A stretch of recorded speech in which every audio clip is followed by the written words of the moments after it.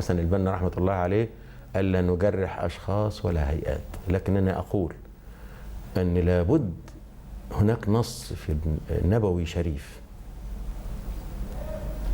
يجبر أي مسؤول عشان يجي يختار حد لازم يختار إنسان بمقاييس معينة ثم يتابع أداؤه، لأن دي الأمانة بين يدي الله.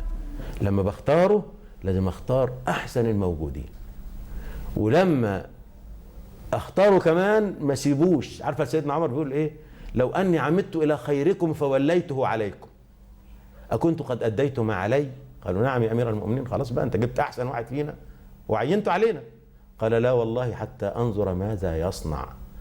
زواج رأس المال بالسلطة أفسد الاثنين.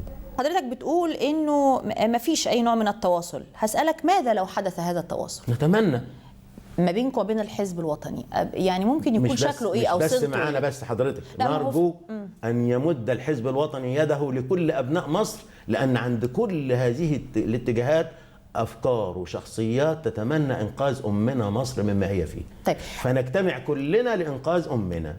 ده رأيي الوحيد.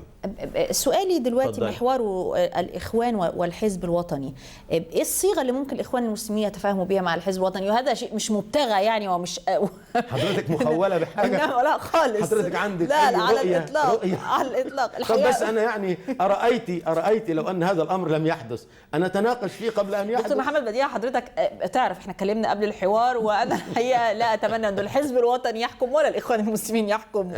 ونحن لا نريد أن حضرتك عارف إنه ده موقف الشخصي. في فرق كبير جدا بين الجملتين.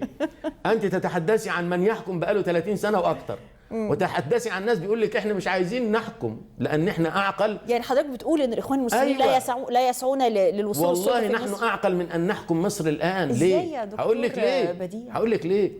كيف نصدق هذا جماعه الاخوان المسلمين؟ هقول لك على حاجه. نحن نريد اصلاح مصر الان، واصلاحها لا يمكن تقوم به لا الحزب الوطني ولا الاخوان المسلمين ولا اي فصيل لوحده باي حال من الاحوال. احنا عايزين مرحله انتقاليه فيها حريه للشعب المصري ده يسترد انفاسه، يعود الى ادميته، يعود له حريته وامكانياته البشريه الهائله. الشعب المصري ده شعب عريق. فين هو الان؟ بعد الفاصل هسأل حضرتك برضو على شعار الإخوان المسلمين اللي موجود في كل مكان. احنا هنا في مقر نواب البرلمان الإخوانيين أو المستقلين. هسأل حضرتك عليه وعلى ما فيه. نعم.